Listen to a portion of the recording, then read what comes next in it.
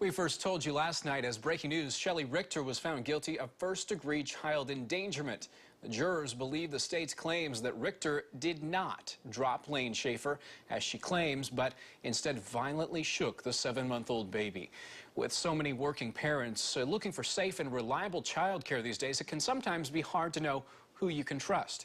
ABC 17's Lindsay Henry talked to several at-home providers about certifications and what is required. When you're looking for a daycare, how do you know if the place you're looking at is safe for your children and has the right certifications?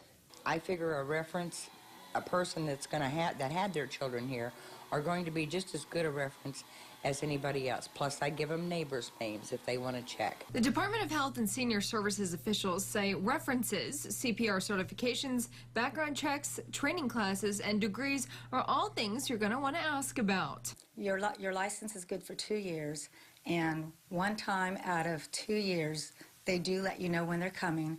Otherwise, 3 times, they do not. They come twice a year, and they're usually unannounced. Tender Moments Learning Academy is a group home daycare, which means up to 20 children can be watched at a time. The more children at the center, the more specific requirements needed.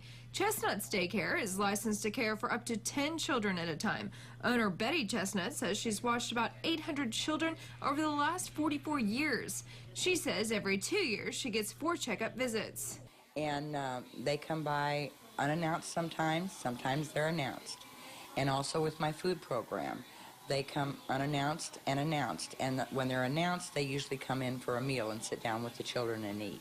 All licensed child care facilities in Missouri are inspected twice a year. They go through health inspections, they go through fire inspections to make sure they're safe for the children. All of the people who work at the child care providers, whether it's in-home or a child care center, have to go through background checks and do training as well. Some child care providers even suggest you stop in just to check on the facility and, of course, your children. Make sure you come in first time announced, but make sure you drop in other times unannounced at all different times of the day. You don't just come the same time to make sure it's a safe place.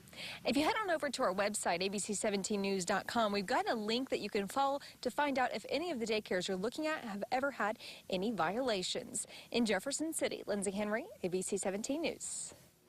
All right, thanks, Lindsay. Richter's sentencing is set for February 18th, and she faces up to 7 years in prison.